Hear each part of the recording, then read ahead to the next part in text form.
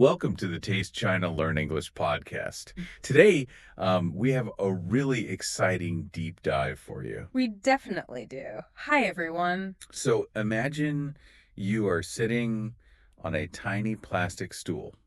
You're on a busy sidewalk in the city, and it's humid. It's really warm outside. Oh, yeah, you can almost feel the heat just talking about it. Right. And you just took a bite of food, but suddenly your lips are physically vibrating. Literally buzzing. Yeah, exactly. They are numb.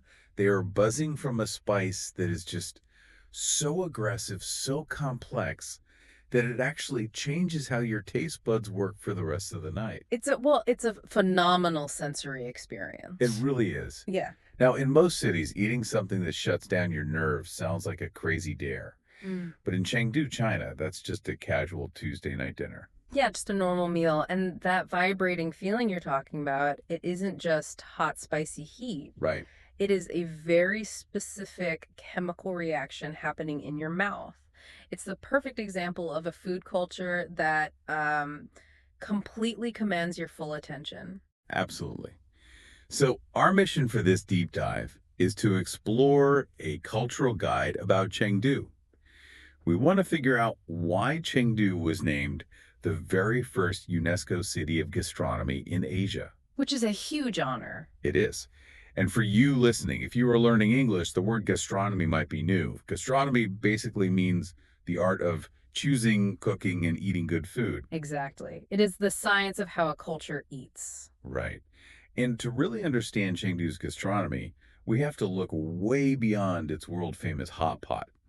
We're looking at the biology of the food, the deep flavors, and, the highly interactive social culture of dining there. Which is such an important point. I mean, hot pot is a great global export, but it's really just the tip of the iceberg. Yeah, just the beginning. To truly understand a city of gastronomy, you have to look at the daily habits, the mechanics of the home kitchens and the amazing energy on the sidewalks late at night. Okay, let's unpack this because if we are starting in the home kitchen, there's one dish that is the absolute soul of Sichuan cooking, Mm. and that is mapo tofu. Oh, the undisputed soul of the kitchen. Now, you listening have probably ordered mapo tofu from your local takeout restaurant. But the authentic version made in Chengdu is, well, it's on a completely different level. Oh, completely different. It is defined by this rigorous, unyielding intensity. Unyielding is the right word. It doesn't hold back. Right. And for our learners, intensity means it is very strong, very powerful. Exactly. And when we talk about this intensity, we aren't just talking about extreme chili heat. What's fascinating here is that authentic mapo tofu actually has to hit 7 highly specific characteristics all at once. 7. I was reading that list and just thinking about the culinary math required to pull that off. It's wild. It is a lot to balance. Let's list them slowly. It must be numbing. It must be spicy. It must be hot in temperature. It must be savory. It must be tender. Right. Aromatic, meaning it smells amazing. And finally, flaky. Missing even one of those structural pillars means you failed the dish. It's incredibly demanding. And the engine that drives this whole complex flavor, like the absolute anchor of the dish, is something called dubanjiang. Tubanjiang, right, Uh-huh. which is a fermented broad bean paste. Yes. And we need to talk about why that fermentation is so critical. You can't just throw raw chili paste into a pan and get this result. Not at all. So fermentation means they let the broad beans and chilies sit in the sun for months, sometimes even years, right? Exactly. And during that time, the proteins in the beans break down. They turn into amino acids, specifically glutamates. Which creates naturally occurring MSG. Right. It provides a massive, heavy, savory foundation. We call that umami. Umami, yeah. Right. That deep, savory flavor. It is the architecture that grounds the extreme spice. It prevents the dish from just tasting like pure, shallow fire. And then suspended inside that aggressive, fiery red oil is the tofu. The contrast is just wild to me. It's a beautiful contrast. You have this violent oil and then cubes of tofu that are so delicate they barely hold their shape. It's like a blank canvas. Yes, or a sponge. right, a sponge. Mm. It's there to provide the tender characteristic and to capture all that intense oil. Precisely. The tofu brings no aggression of its own. It is completely passive. It gives you a soft, textural break from the aggressive sauce. But I have to push back on this a little because the biology of it confuses me. Oh, how so? Well, how does a dish balance all this without just ruining your tongue? If you are eating something aggressively spicy and salty, and then you add that final garnish, the Schwan peppercorn A powder, numbing powder, right? yeah. Doesn't that numbing effect just destroy your ability to taste that amazing savory umami you just spent months fermenting? Ah, that is actually the most common misconception about Sichuan food, and it is the true genius of their gastronomy. Wait, really? Doesn't ruin your taste buds? Not at all. Think of the Sichuan peppercorn not as a flavor, but as a local anesthetic, like medicine that makes your mouth numb. Okay, I'm following. The active chemical in it literally causes a physical vibration in your nerve endings. So it is gently short-circuiting your mouth. Exactly. It lowers your pain threshold. By slightly numbing the pain receptors, it allows the aggressive heat of the chili oil to rush in without causing immediate blinding agony. Oh, wow. So the numbing doesn't destroy the flavor. Right. It builds a protective shield. That shield lets you experience the deep, savory notes of the fermented beans without your brain just panicking from the heat. That is amazing. Mm. It is not just cooking, it is basically biological hacking.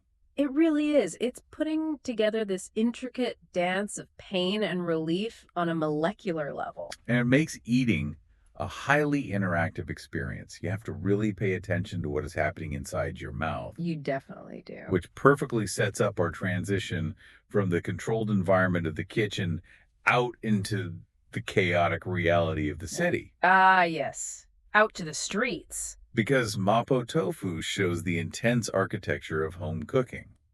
But to truly understand the heartbeat of Chengdu's dining culture, we must take that spice outside. We have to look at the sidewalks. The streets are where the true informal spirit of the city comes alive. You cannot separate the food from the physical environment it's eaten in. Absolutely. And on these streets, we find the phenomenon of food on skewers. Hmm. Locally, they call it chuan chuan. Chuan chuan, it's such a fun way to eat. So for you listening, imagine a hot pot, but absolutely every single ingredient is speared onto a long bamboo stick. A skewer. It's like a mini hot pot on sticks. Yeah. And it raises an interesting point about how the physical process of dining changes our social behavior. Yeah, it's not just a different recipe, it's a total breakdown of a traditional restaurant structure. It really is. The process is so hands-on. Right. As a diner, you don't just sit down politely and read a menu while a waiter waits for your order. No, no.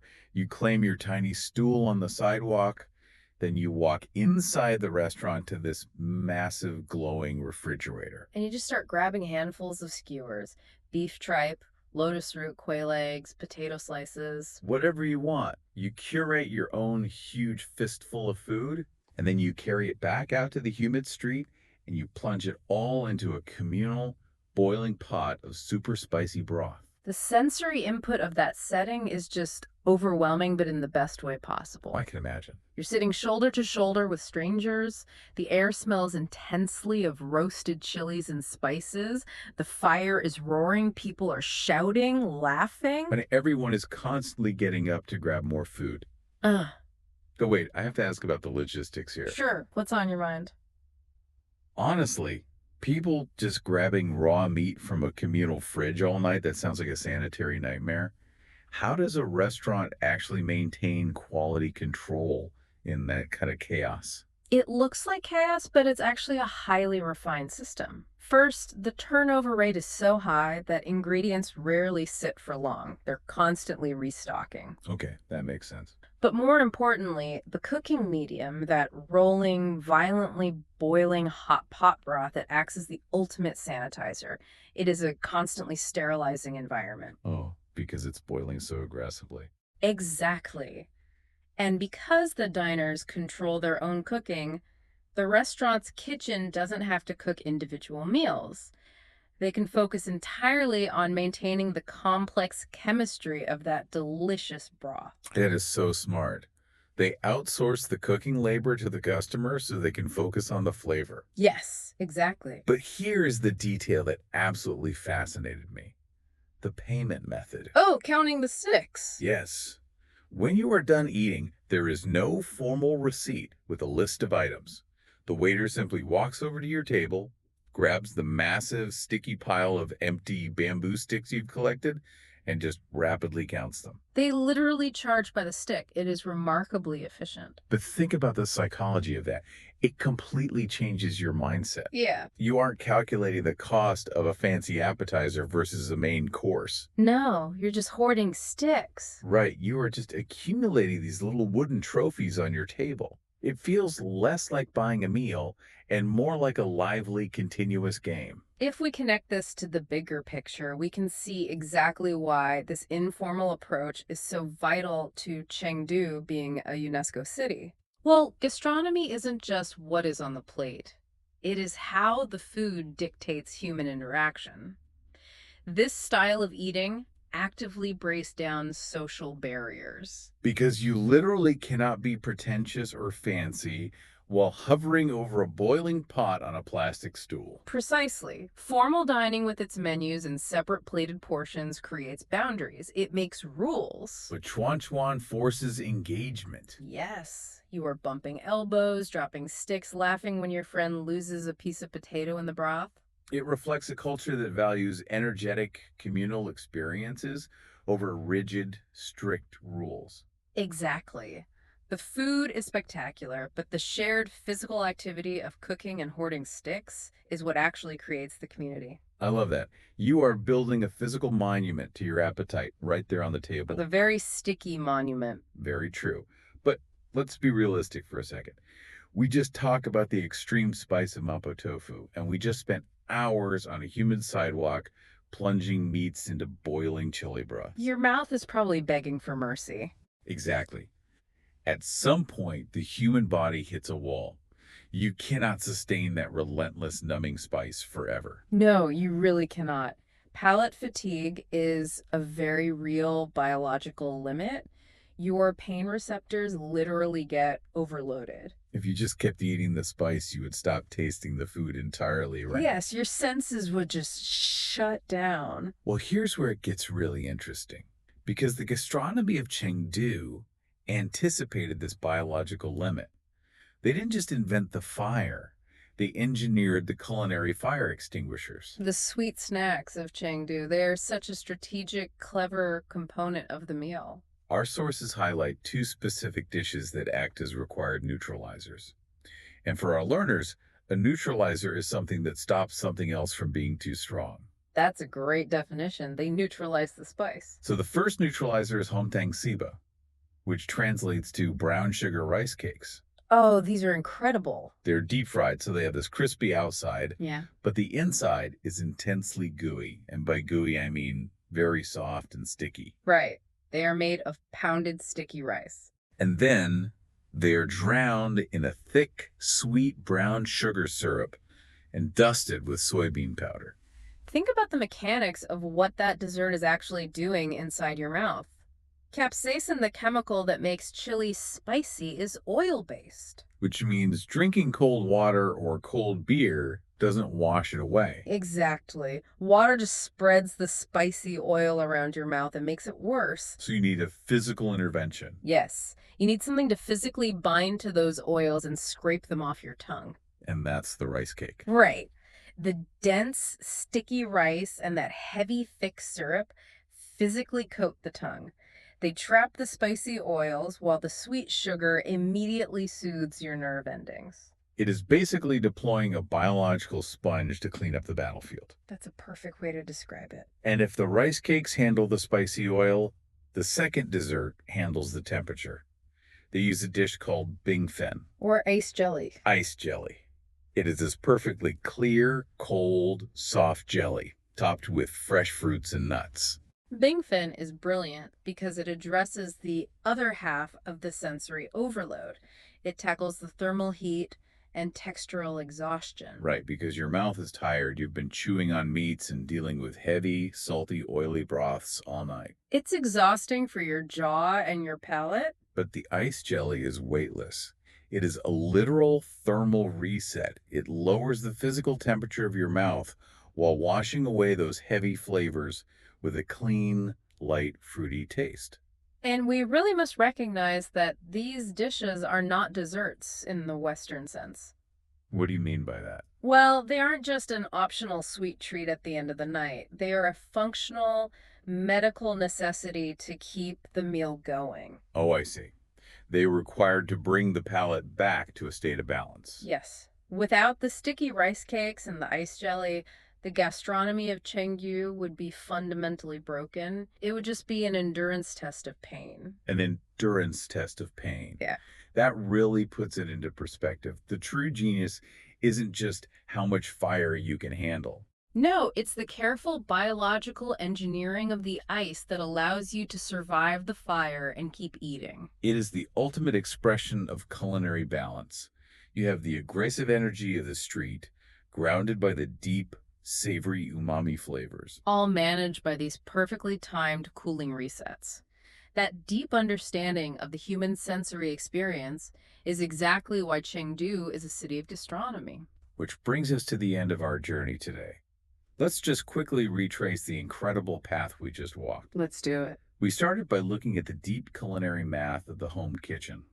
We explored how the savory dubanjiang and the numbing Sichuan peppercorns create the seven-pillared intensity of mapo tofu. From there, we stepped out onto the humid sidewalks to experience the barrier-breaking culture of Chuan, where counting bamboo sticks turns a meal into a lively shared game.